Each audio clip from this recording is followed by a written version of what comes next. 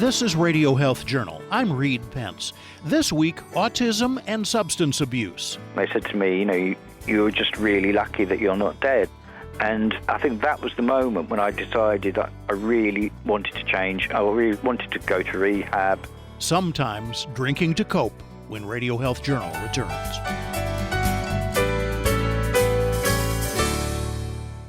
I'm Nancy Benson, host of Radio Health Journal. If you enjoy listening to Radio Health Journal, you'll also like our sister show, Viewpoints, which covers a wide array of topics from education to history to the environment. Here's a preview of what they're covering this week on Viewpoints.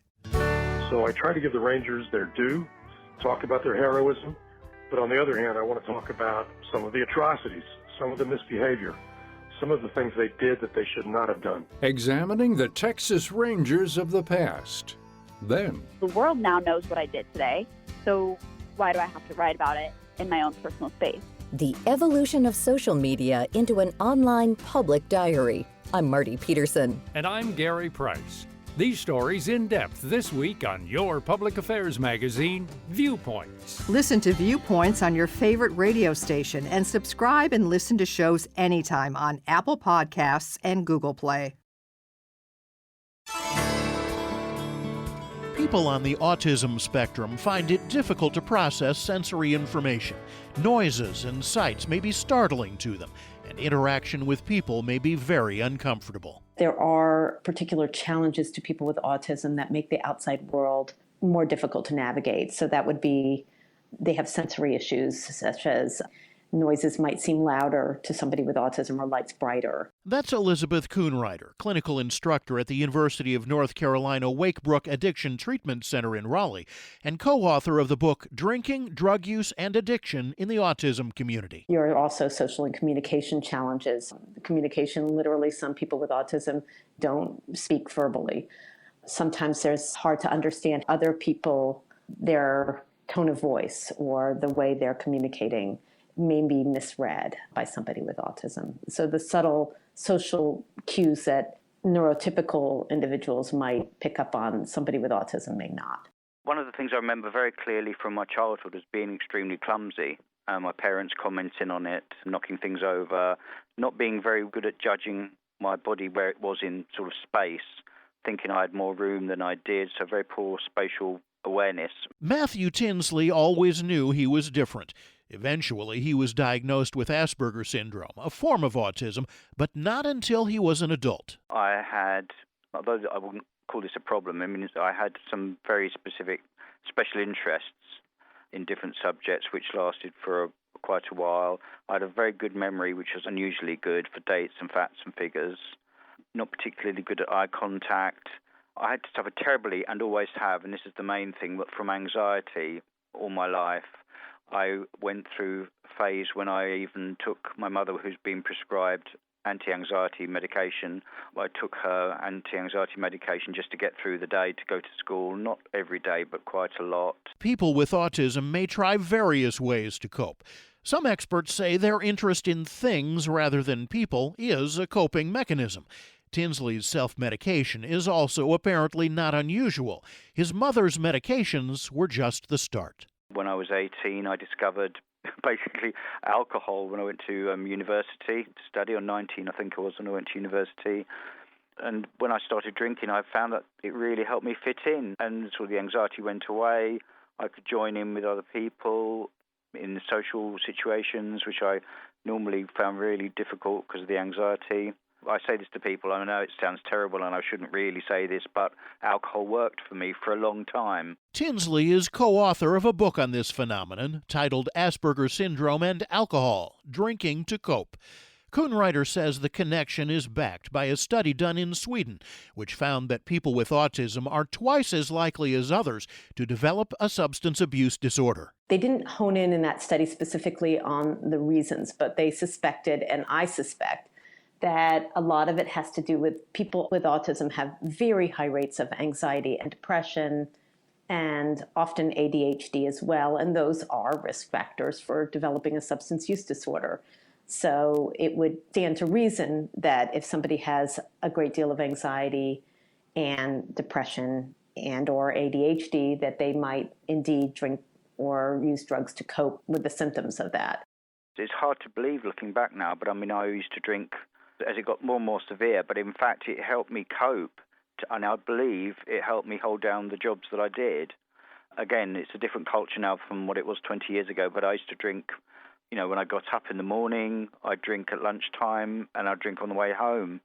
I was still drinking when I was actually there was a television program on, and I overheard somebody describing the symptoms, or the criteria rather, for Asperger syndrome, and sort of as they went through the things saying like special interest, great memory, clumsy, different things like this, I said, that really sounds like me. However, Kunreuther says many family members of people with autism wouldn't ever dream of having them tested for substance abuse. One job coach or a vocational counselor with people with autism assumed there was no problem, and so would send them off to jobs where they were drug tested, and indeed they would test positive.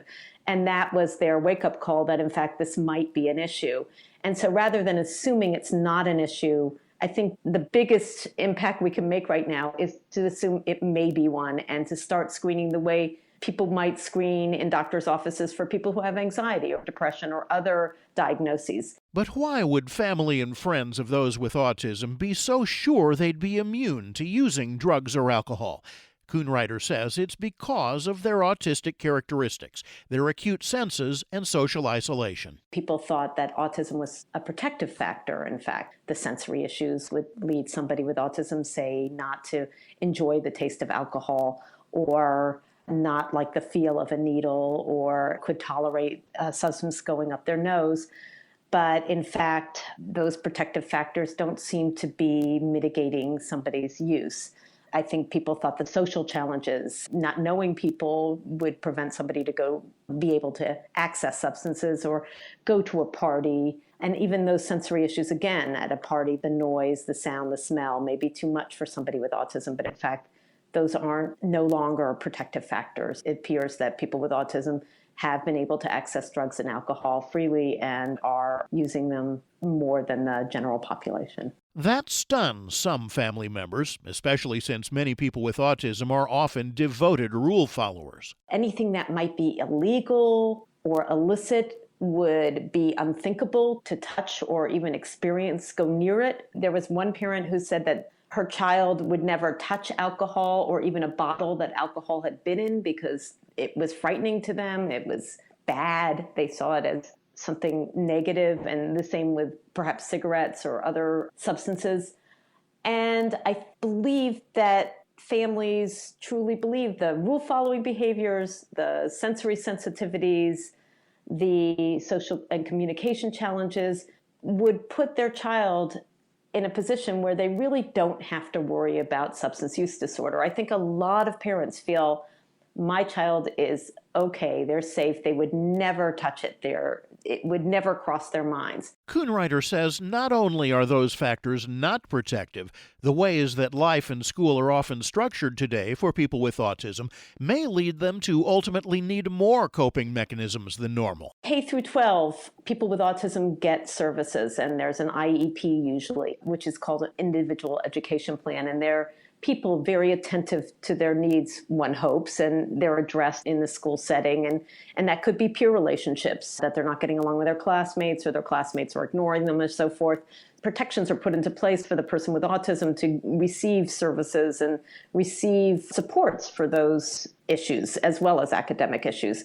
Once they graduate, all those services pretty much disappear. Sometimes in college, they may get some if they declare with disability services, but usually not the peer part. People with autism, particularly adults, after school services have ended and school is more or less ended for them, they don't socialize very much at all, and they're more alienated, and that might also lead to somebody to use substances or abuse them. Now that we know autism isn't protective against substance abuse, Kunreuther says it may provoke difficult but necessary questions of just what might increase the risk of drug and alcohol use.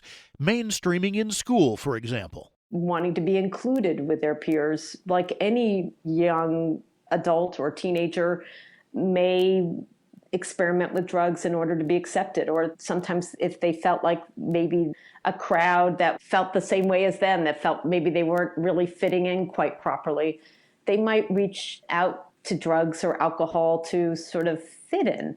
Having access to drugs or alcohol would increase because they're now peer relationships. They're involved with different groups. They're going to the games. They're going to parties. And so now there's increased potential to access drugs or alcohol, whereas in the past, if people were isolated, maybe people thought they didn't have the wherewithal to know how to access drugs or alcohol. And I have to say that certain drugs, particularly opioids, are much more accessible than they used to be. But is it wrong to use alcohol or drugs as a coping mechanism if it's the only way to survive and if it's not out of control? Kunreuther says that's a good question. If somebody finds, like any of us, if we're finding that alcohol helps in a social situation, I think most neurotypical people would say, why not have a drink if you're stressed out in a certain situation, and it will help you relax. And of course, I would advocate for anybody to do that if they could moderate it. I think where we may get into problems is twofold. One is that if you have to have it to be in a social situation, that might be a little different. If you're able to monitor it and keep it 1 drink or 2 drinks, no harm done.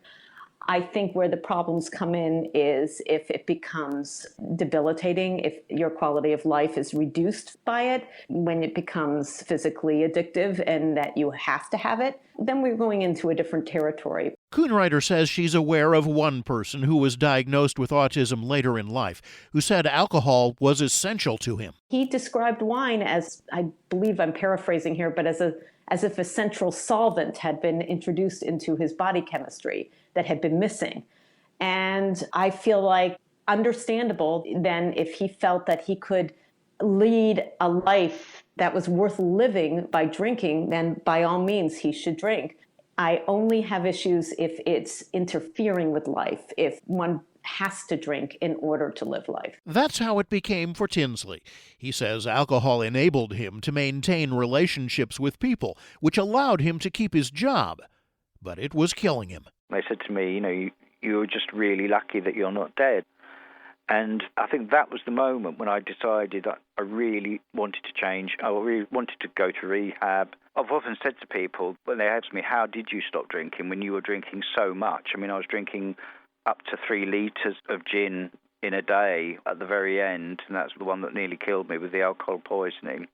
I say 50% of it was the therapy I got, the cognitive behavioural therapy, and I think 50% of it is knowing now why I struggled with so many things and why I had the problems I had, and also the self-knowledge is just the key. When people say to me, what difference does having a diagnosis make? I say, once you know who you are and why you're having the problems you're having, and then it's not your fault and you feel like you're not trying, that goes away. Kunreuther says the first essential step is recognizing that people with autism are just as likely, or even more likely than others, to have a substance abuse issue. She says far too many family members still believe that autism prevents people from trying drugs or alcohol, when in reality, it's just the opposite. It may attract. I'm Reed Pence.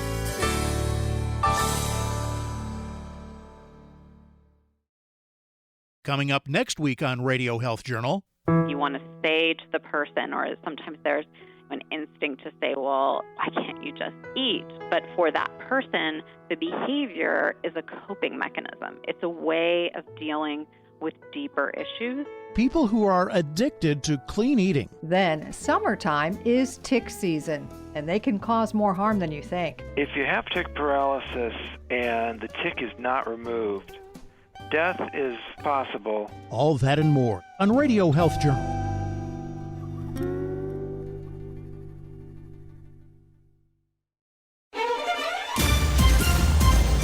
And that's Radio Health Journal for this week. Radio Health Journal is a production of MediaTrax Communications. Follow us on Twitter, Facebook, and Instagram to learn more. And check Apple Podcasts, Google Play, and Spotify for a library of past programs. Plus, you'll always find previous segments and information about our guests at radiohealthjournal.org. Join us again next week for another edition of Radio Health Journal.